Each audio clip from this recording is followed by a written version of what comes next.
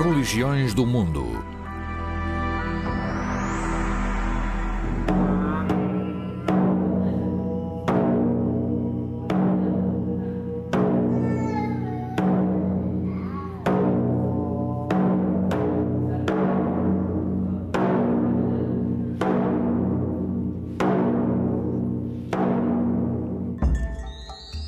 O budismo.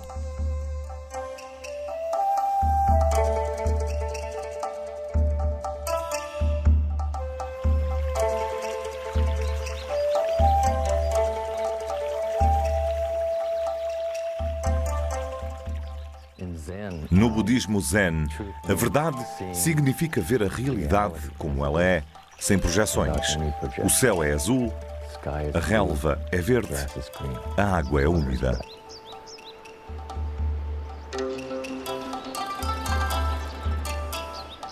Saber que a nossa percepção é algo de interno significa estarmos menos ligados ao mundo externo, que os budistas nunca negaram. Eles não são nihilistas, nunca defenderam a inexistência do mundo real. Neste estado, a linha de pensamento inclui a ganância, o ódio e a ignorância. Por isso, quando se vê o mundo deste modo, existe sempre uma separação entre o sujeito e o objeto. A palavra budismo vem de Bud, que significa estar desperto. Assim sendo, normalmente diríamos Buddha Dharma, desperto para a verdade.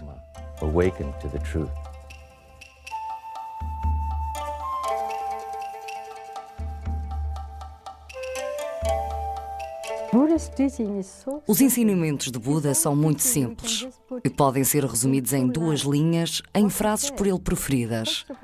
Em primeiro lugar, quando estava no seu leito de morte, ele disse ao seu discípulo Ananda: continuem vigilantes. E quando começou a ensinar, afirmou: abstém-te do mal, faz o bem, embeleza a tua mente. O budismo, a religião de milhões de asiáticos, do ponto de vista histórico, deriva do nome de Buda, um líder espiritual do norte da Índia. O termo Buda significa uma pessoa totalmente iluminada, e o budismo tornou-se a religião ou filosofia de vida de milhões de pessoas que são guiadas por esta antiga tradição de procurar a iluminação espiritual. Segundo as fontes históricas, uma criança de nome Siddhartha nasceu no nordeste da Índia por volta de 560 a.C. O seu pai, Suddhodana, era o chefe da família real Gautama, pertencente ao clã guerreiro Shakya, no sopé do atual Nepal. O filho haveria de chamar-se mais tarde Gautama Buda, depois Shakyamuni Buda, o sábio do clã Shakya.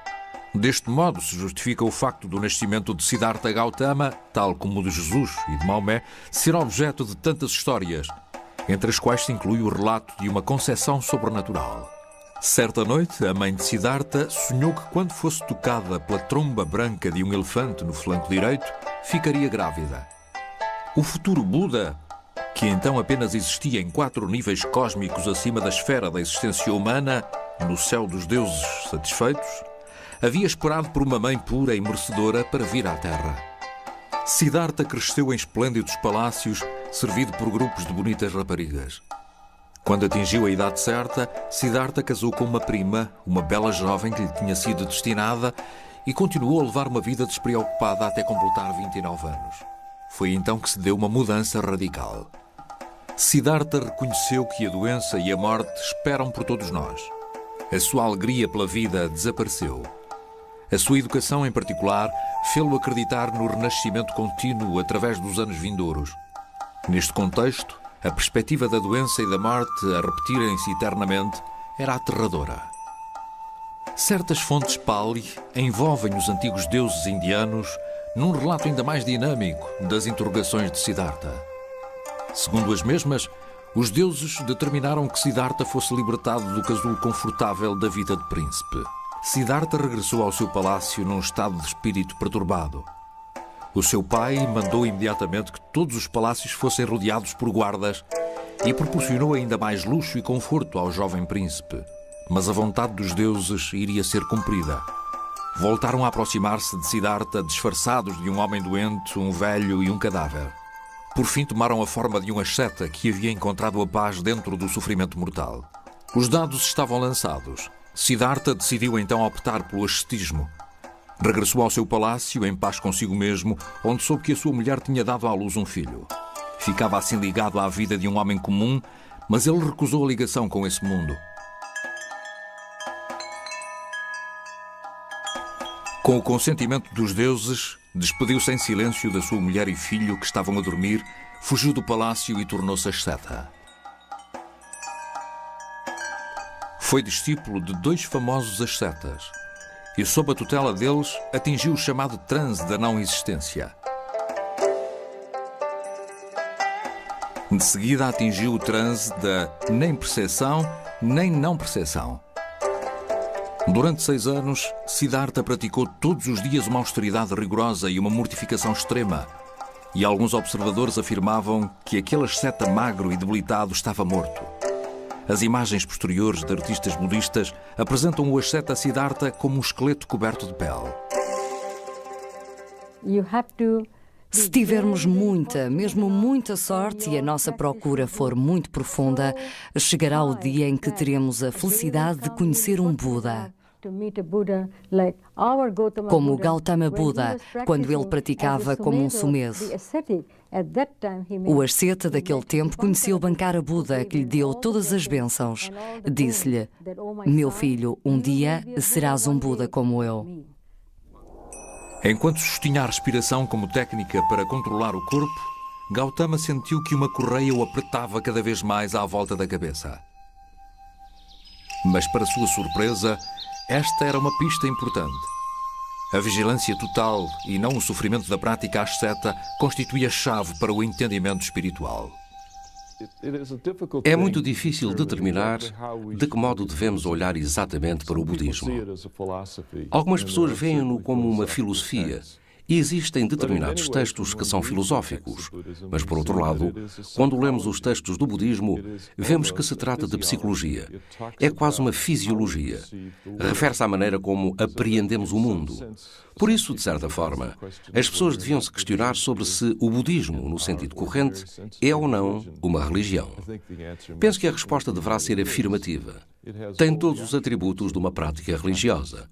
Tem os mosteiros, os altares, os religiosos, aquelas pessoas que se isolam para praticar determinados ritos e rituais. Gautama tomou uma decisão-chave que levou os budistas a chamarem à sua concepção o caminho do meio. Para manter a força do seu corpo, ele aceitava pequenas contribuições de comida dos laicos que tinham por hábito rondar os ascetas na Índia. No entanto, para evitar o desejo sensual, ele continuava a resistir ficar ligado a sabores e paladares. Eis aqui o início do padrão meditativo budista para aqueles que desejam alcançar o nirvana, o estado de absoluta liberdade do infinito e fastidioso ciclo da vida, designado samsara. De acordo com Buda, Siddhartha encontrava-se então emocionalmente indiferente tanto à alegria como à aversão. Esta é a disposição essencial da iluminação budista. Conseguir um domínio separado das emoções negativas e das positivas. A doutrina budista consiste em dominar tanto o ódio como o amor, o medo e a segurança, o desejo e a aversão. As emoções opostas que mantêm o indivíduo ligado à perpétua roda do renascimento. É uma consciência perspicaz e clara dos pensamentos, impulsos e emoções que nascem dentro de nós. Um iluminado consegue julgar as situações sem interesse próprio. Ele ou ela não se deixa influenciar pelas suas emoções, observando com clareza e desapaixonadamente. A todos os ascetas se põe a questão de serem ou não porta-vozes na qualidade de professores de outras pessoas.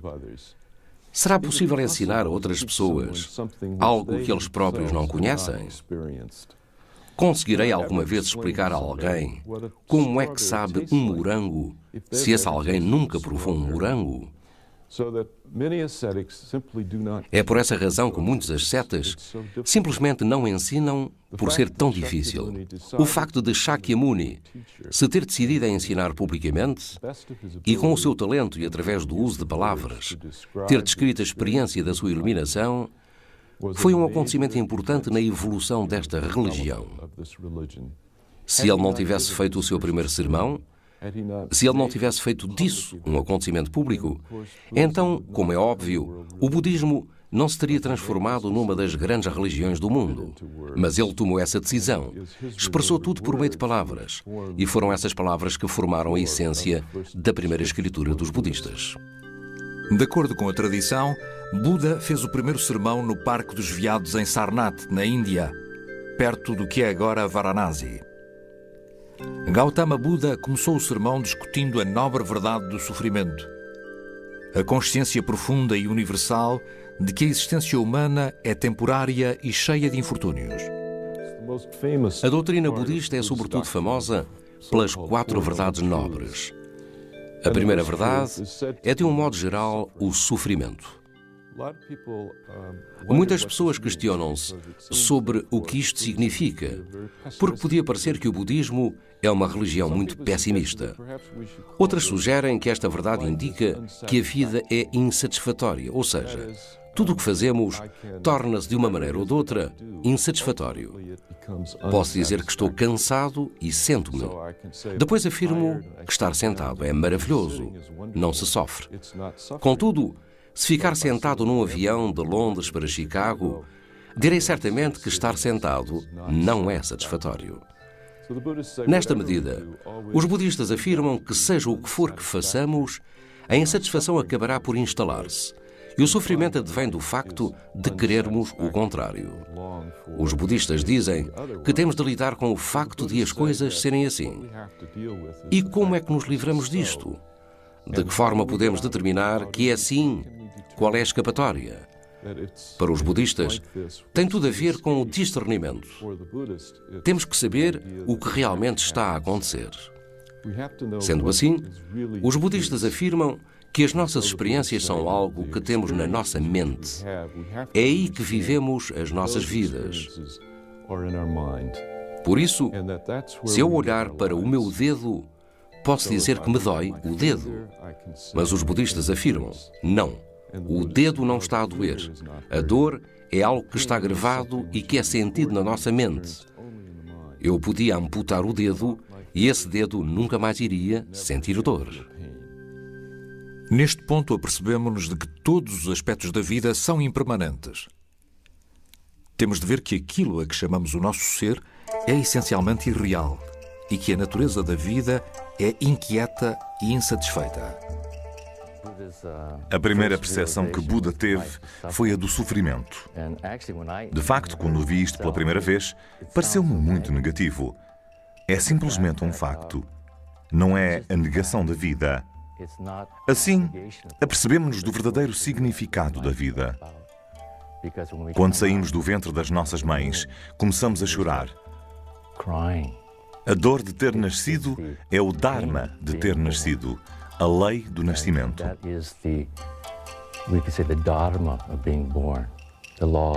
Nesse sentido, não é uma perspectiva negativa.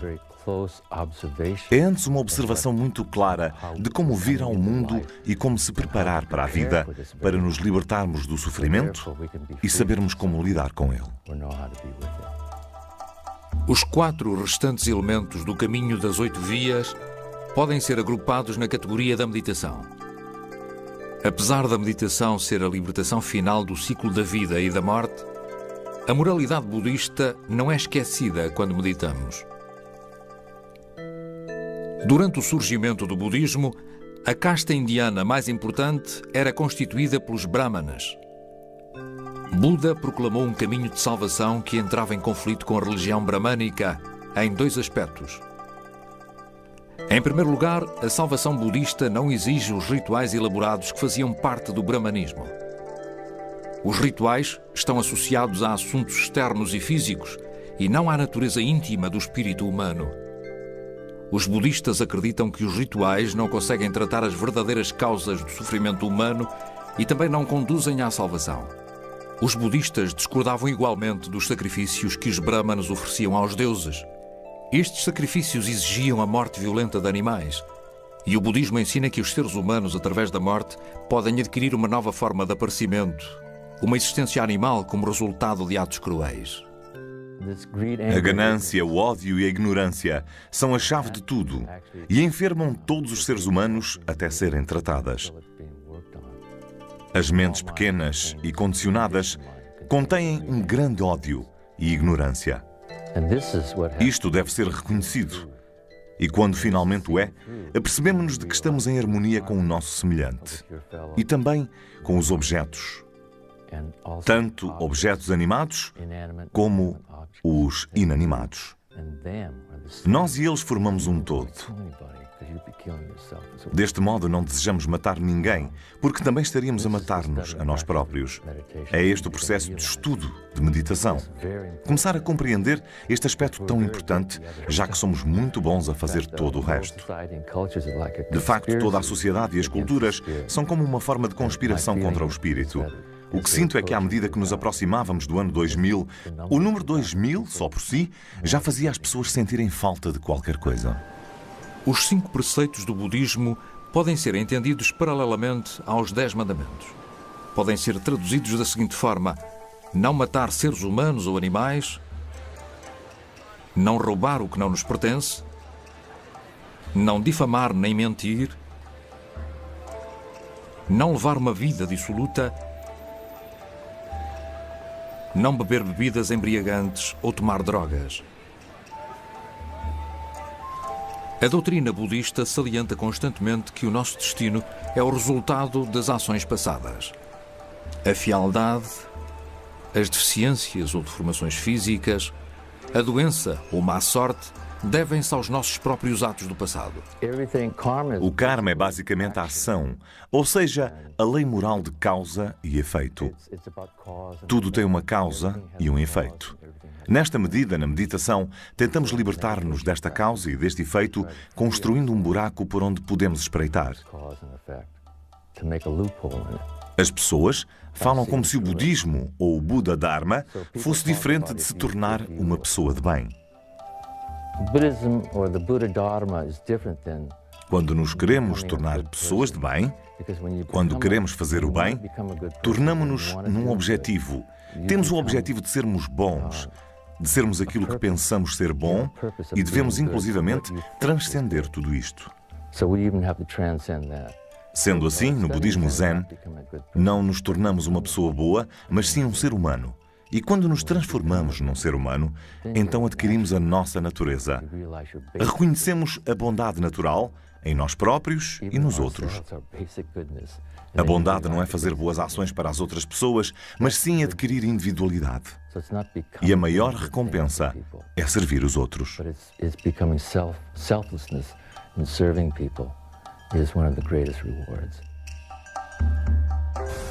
No entanto, a existência enquanto ser humano é um grande privilégio, já que só um humano consegue produzir mérito no karma.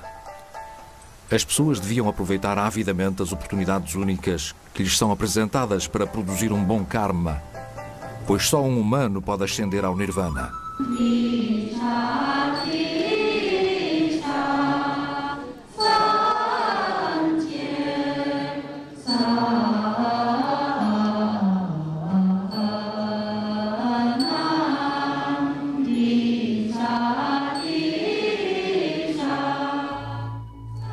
No pensamento popular budista, não são apenas o amor e o ódio que são transportados de uma vida para a outra. São igualmente transmitidas as características pessoais e as memórias do subconsciente. Os gênios podem subitamente surgir numa família aparentemente normal.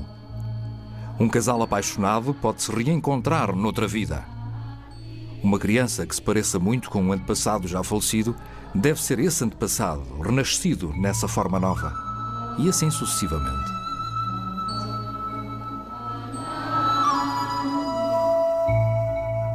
Os budistas têm em grande consideração as designadas 4 grandes infinitudes. Estas são 4 qualidades que nunca se esgotam. São elas a bondade da alma, a compaixão, a alegria na alegria dos outros e a serenidade de espírito. Um budista exemplar ganha assim uma maturidade espiritual, amando e preocupando-se com os outros de forma calma e imparcial. A meditação budista tem como objetivo inequívoco a redução da febre emocional da vida.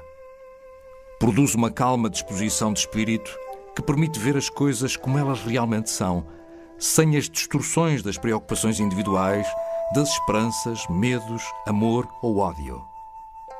A meditação liberta aquele que medita das distorções que tão frequentemente determinam aquilo que pensamos, sentimos e fazemos. O sermão do Parque dos Veados marcou o início da carreira de Buda como professor espiritual itinerante durante 45 anos. Viajou pelo nordeste da Índia como professor e monge mendicante, seguido por um grupo de discípulos. O mais notável dos seus discípulos foi Ananda, o seu companheiro fiel e criado pessoal. Ananda concedia formalmente a autorização para que outros se apresentassem na presença de Buda e tornou-se a fonte oficial de muitos dos discursos de Buda. Todas estas tarefas exigiam tanto dele que não teve tempo de atingir a sua própria iluminação. A vida de Buda chegou ao fim quando ele comeu comida envenenada que lhe foi oferecida acidentalmente por um ferreiro chamado Shunda. A lenda conta que o sábio Buda tinha conhecimento de que a comida tinha veneno, mas ele não estava disposto a recusar algo que lhe era oferecido, dando depois ordens para que a restante comida fosse destruída. Buda deitou-se do seu lado direito, na chamada posição do leão.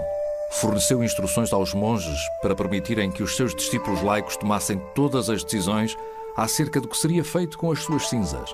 Estas cinzas transformaram-se numa poça preciada. Buda afirmou que Shunda não devia ser culpado pelo acidente. As boas intenções do ferreiro iriam produzir um bom mérito para a sua próxima reencarnação e, além disso, já era a altura de Buda abandonar o mundo dos homens.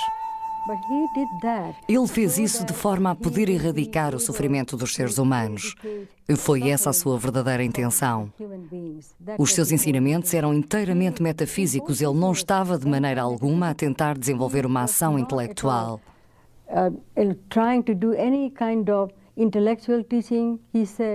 Buda afirmou: se realmente me amais, então pondo em prática o que eu digo e não ficais nas teorias. A prática é muito superior aos ensinamentos. Gautama Buda nasceu na tradição religiosa bramânica, que afirma que todos nós renascemos perpetuamente de um modo que é determinado pelas nossas ações. Ele rejeitou a dependência de rituais sacerdotais e de sacrifícios, defendendo que a ajuda dos deuses é fútil, porque os deuses também ambicionam a libertação dos ciclos do renascimento. A chave para o Nirvana está dentro de nós, e o budismo tem dado repetidamente ênfase a esta crença básica durante o seu longo e variado desenvolvimento. Durante os últimos séculos antes de Cristo, surgiu um novo nome na Índia. Esse nome iria designar um novo e importante tipo de doutrina e prática budista. Mahayana, que significa grande veículo de salvação, iria difundir-se pela China, Coreia e Japão. Os budistas Mahayana começaram a produzir novas escrituras. Utilizaram os cânones Pali do mesmo modo que os cristãos utilizaram as escrituras hebraicas. Os budistas Mahayana acreditavam que as escrituras Theravada tinham dado seguimento a muitas das verdades do budismo. Os Budas vêm ao mundo para salvar os homens das suas paixões, dos seus apetites, dos males de samsara. As escrituras mahayanistas continuam a referir-se à vida terrena de Gautama Buda.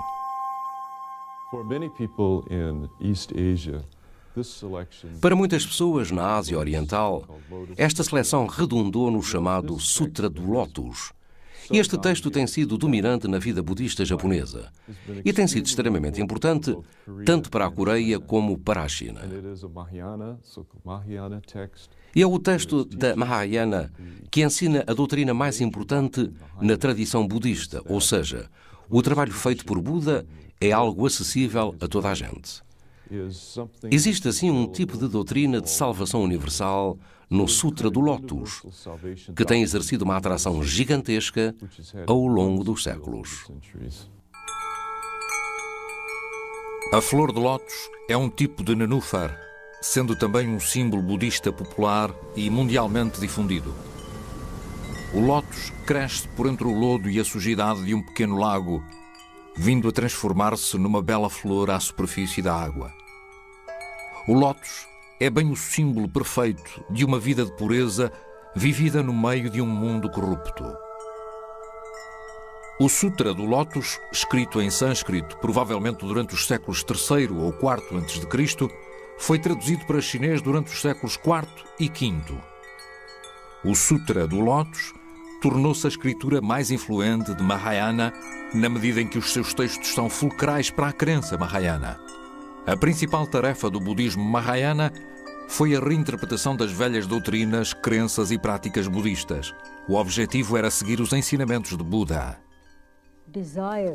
O desejo de progredir espiritualmente e de alcançar um nível de consciência superior exige que se faça alguma coisa.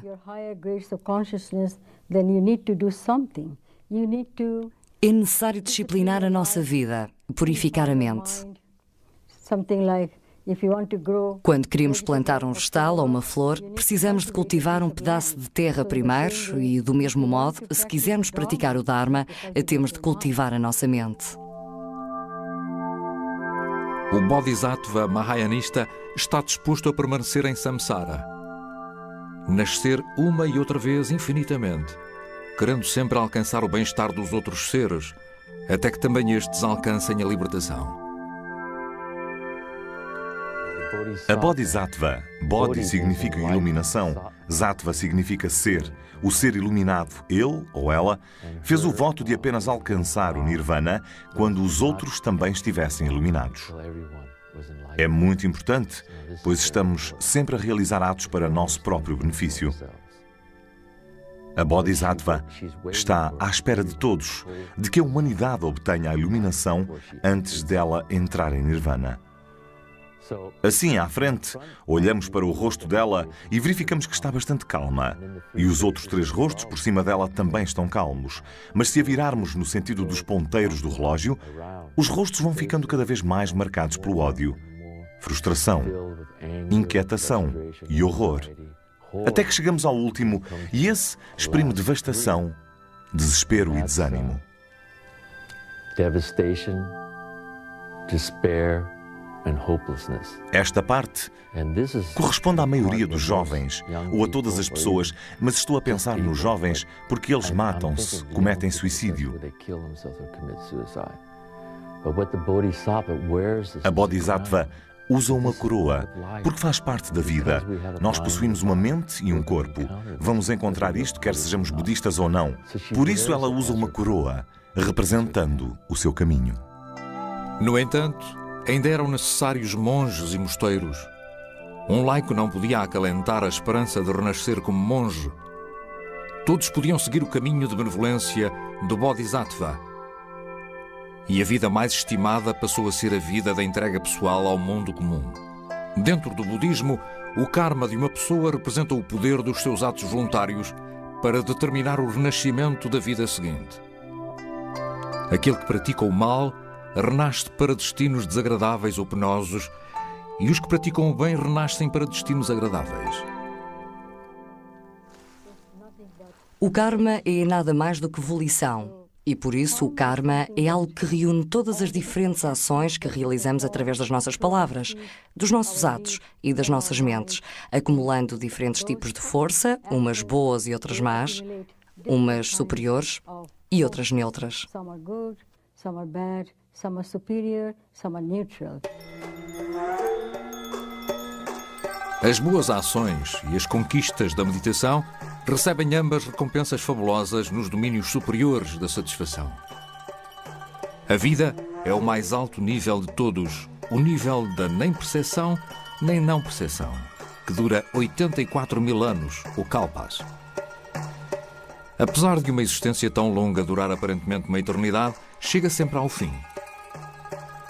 100 anos nos céus da satisfação não parecem ser mais do que um dia na vida de um ser humano. E por essa razão, os anos fluem rapidamente, até que o bem-aventurado, um Deva, ou Deus, renasce sob a forma humana. Tal acontece quando são esgotados todos os atos meritórios produzidos pelo ser humano, assim como os sofrimentos purgatórios terminam quando se esgota o mau karma que os produziu. Os budistas acreditam que todos os sistemas do mundo, tal como o que temos vindo a discutir, chegam ao fim mais tarde ou mais cedo. A causa disto é parcialmente o nível cada vez mais baixo da vida moral e religiosa entre os seus habitantes. Os budistas Theravada classificam este nível inferior de vida como sendo inevitável, assim como são as suas consequências.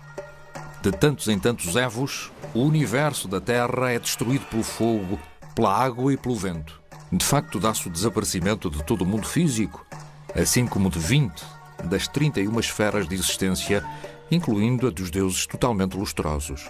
A menos que os residentes destas esferas já tenham sido resgatados através do arrependimento ou de ações auspiciosas, são claramente lançados para sistemas de outros mundos ou para os seus atuais níveis de existência. Alguns evos mais tarde, as suas partículas podem formar um universo novo. Tal como os hindus, os budistas não reconhecem qualquer início ausente para o aparecimento dos sistemas deste mundo. Consideram que estas séries de ciclos sempre existiram, assim como existirão para sempre.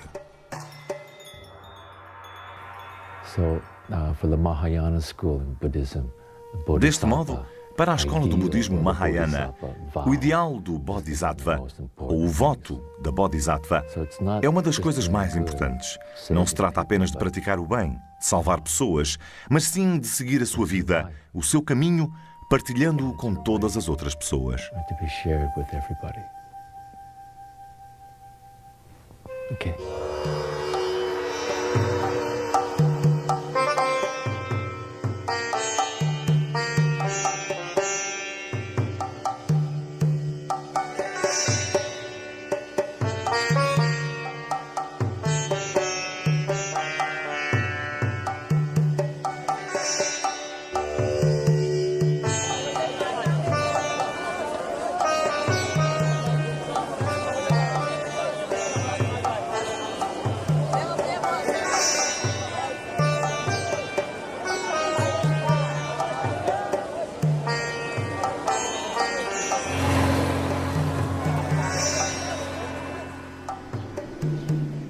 Na Mongólia e no Tibete, a palavra que significa sumo sacerdote é lama. Um novo Dalai Lama é escolhido através de um processo moroso e prudente. Alguns anos depois da morte de um Dalai Lama, é escolhido um comitê de investigação composto por monges mais velhos e respeitados. Estes monges reúnem certos objetos, incluindo alguns que pertenciam ao falecido Dalai Lama. De seguida viajam pelo país à procura de jovens rapazes que nasceram depois da morte do Dalai Lama. O verdadeiro sucessor, o Dalai Lama renascido, é o único que, sem errar, seleciona os objetos que pertenciam genuinamente ao falecido Dalai Lama. É então levado para o grande mosteiro central de Lhasa, onde recebe treino e lições para o seu novo papel e para ser Deus-Rei budista. Para criar e usar uma mandala, um discípulo do budismo tântrico submete-se às ordens do seu guia espiritual. Depois, lenta e cuidadosamente, ele cria ou revê o padrão da mandala, o que é feito passo a passo com total atenção. Este pode ser considerado o estilo de psicanálise do budismo tibetano. Para os budistas, é através da prática da mensagem budista que dentro de nós conseguimos encontrar a libertação do sofrimento eterno, a impermanência e a essência imutável da existência humana.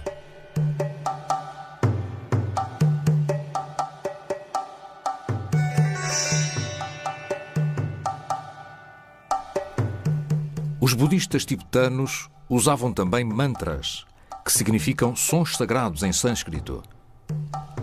De facto, é necessário concentrar-se no mantra para que este seja eficaz. E o budismo tibetano tem sido por vezes apelidado de budismo Matrayana, devido ao uso extensivo que é feito dos mantras. Os mantras são cânticos rituais que eram usados antigamente em rituais bramânicos de sacrifício. Eram considerados como palavras poderosas que ajudavam à obtenção de variados resultados. O budismo tibetano adaptou-os facilmente aos seus usos, que excluem sacrifícios. Um mantra importante é constituído por uma frase famosa de 6 sílabas, cantada ritualmente vezes sem conta. Om Mani Padme Hum. Om Mani Padme Hum. Om Mani Padme Hum. Om. Como acontece com o círculo sagrado da mandala, as sílabas sagradas do mantra devem tornar-se uma parte de quem as enuncia. São utilizadas para as pessoas se libertarem de impurezas, para atingirem estados espirituais cada vez mais elevados e, finalmente, para alcançarem a libertação espiritual. Uma última característica do budismo tibetano é o ensinamento budista sobre o processo da morte, designado por bardo. Aqui, tal como na mandala, o moribundo é confrontado com várias formas, tais como demónios, deuses e bodhisattvas, que representam os traços bons e maus da própria pessoa de uma forma gráfica. No budismo tibetano, a morte é considerada uma transição gradual para uma nova vida, tendo a duração de cerca de 7 dias. Um assistente espiritual repete instruções e palavras de encorajamento no ouvido da pessoa que está a morrer. Deste modo, o budismo tibetano garante uma passagem segura para uma nova e boa existência. O budismo entrou originalmente no Japão em meados do século VI através da Coreia, onde estava ativo desde os finais do século IV. Foi oferecida uma imagem de Buda ao imperador japonês, juntamente com alguns monges que sabiam executar práticas rituais. A partir deste breve início, o budismo transformou-se numa importante força religiosa e cultural no Japão durante cerca de 1000 anos. Através da inclusão de todas estas deidades e destes espíritos locais, conseguiram incorporar as pessoas daquele lugar na tradição budista, por meio da aceitação e da extrema tolerância relativamente às tradições das religiões locais. Esta constitui uma das razões pelas quais penso que o budismo nunca se envolveu numa guerra religiosa. Eles não exigem que as pessoas abandonem as suas crenças para se tornarem budistas. Uma das novas seitas, exclusivamente japonesa, tem o nome de Shingon, que significa palavra verdadeira. O Shingon foi estabelecido nos inícios do século IX, num grande templo situado no Monte Koya, a cerca de 80 km de Kyoto, na parte sul da principal ilha do Japão, Honshu. O Shingon, ou palavra verdadeira, é composto por um grupo de mantras de 2 escrituras indianas, não se tratando apenas de uma escritura. O uso adequado e os significados destes mantras são apenas revelados àqueles que se iniciam na seita, razão pela qual o Shingon é designado por budismo esotérico ou budismo de ensinamento secreto. Foi localizada nestas montanhas uma seita budista esotérica no tempo de Saisho, fundador do budismo Tendai. Saisho, um devoto monge japonês do século VIII a IX, proveniente de Nara, tentava escapar à influência da vizinha corte real japonesa quando se mudou para longe, para o Monte Hiei, que domina a moderna cidade de Kyoto. Contudo, em 794, a corte real japonesa mudou-se também para Kyoto e Saisho deixou de estar isolado.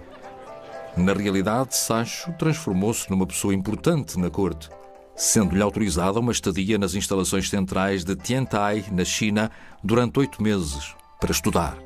O monge japonês Onan fundou o que é conhecido por Jodo, ou budismo da Terra Pura. A escola japonesa da Terra Pura adquiriu o seu nome porque os seguidores acreditam na existência de muitas terras de Buda, que foram criadas pelos votos, méritos e virtudes de vários Budas. A sua terra especial de Buda recebe a designação de Paraíso Ocidental, ou Terra Pura. Os esplendores desta terra pura, ocasionalmente representados por artistas e visualizados por aqueles que meditam, são incrivelmente grandiosos. Na terra pura não existiram mais reencarnações na forma de homem, animal, deus ou demónio. Através dos evos vindouros, poder-se-ão concretizar todas as etapas para entrar no Nirvana, no ambiente da terra pura. No século XIII, o monge Nichiren foi o último grande reformador budista. Segundo ele, o Sutra do Lótus não só era a escritura suprema, como assumia igualmente o estatuto de única e verdadeira escritura.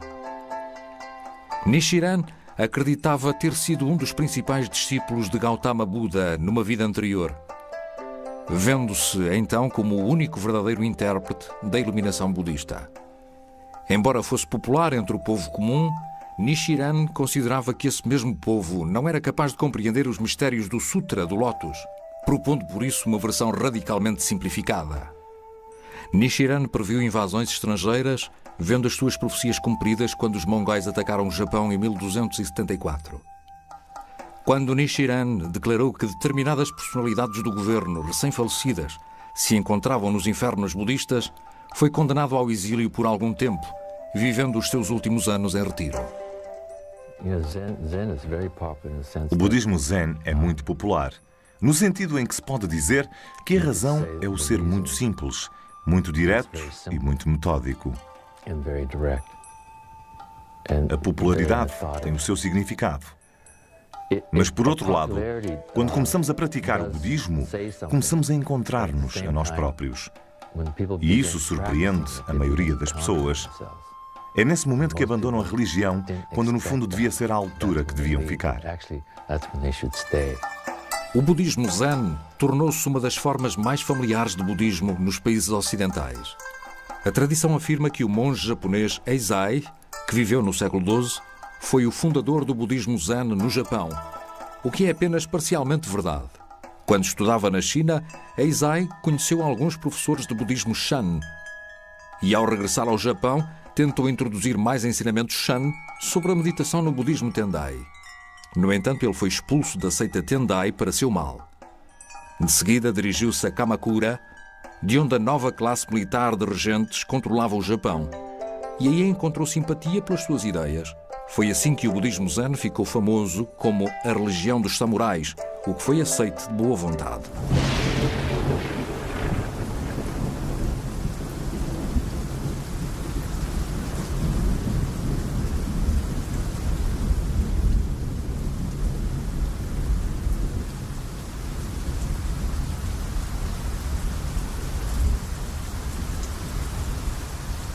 O vazio tem uma certa conotação negativa. É frequentemente mal interpretado. Mas existe uma forma tradicional de encarar o vazio composta por 3 partes. Uma delas é teórica.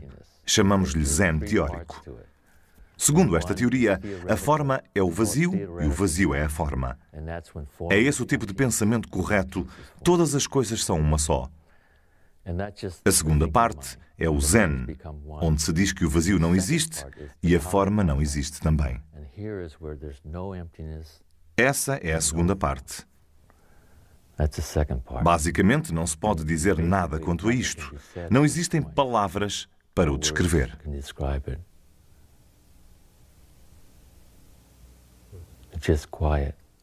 Apenas o silêncio. A terceira parte diz que a forma é forma, o vazio é vazio. Estas 3 coisas são muito importantes e pode-se atravessar este tipo de espectro ao estudar o budismo Zen. A terceira parte representa o valor mais elevado, ou seja, o céu é azul, a relva é verde. Voltamos a ver a realidade tal como ela é, e as 2 primeiras partes são a realidade porque já nos propusemos a estar separados dessa mesma realidade. É desta forma que o vazio desempenha um papel importante na prática meditativa Zen.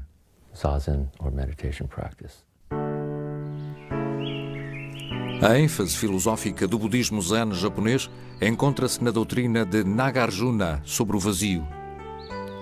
A ideia de que as palavras e as doutrinas não constituem a verdade absoluta. Contudo, de um modo geral, o objetivo central do budismo Zen é atingir a mente budista. O objetivo imediato do Zen é observar a nossa verdadeira natureza enquanto ser humano, ou seja, reconhecer a natureza budista. É então que se alcança a iluminação através da percepção da verdadeira realidade da nossa existência diária, quando corretamente apreendida. A meditação budista pretende claramente reduzir a febre emocional da vida. Produz uma vigilância clara e calma que observa as coisas como elas são na realidade, sem as distorções de preocupações, esperanças e medos, amores ou ódios. A meditação liberta aquele que medita das distorções que tão frequentemente determinam o que pensamos, sentimos ou fazemos. Aqui, o mundo e o indivíduo são vistos de uma forma nova e revolucionária, de modo que a sua essência, realidade ou existência não possam ser reduzidas a afirmações intelectualizadas. A força vital da vida deve ser sentida a cada momento, em todos os nossos atos, mesmo que eles sejam comuns ou triviais. A iluminação Zen é um estado de espírito livre de fronteiras culturais e torna-se livre e espontâneo em todas as ações na consciência. O ser total está completamente envolvido em todos os atos e em todas as experiências. No Zen, todas as ações são verdadeiramente budistas.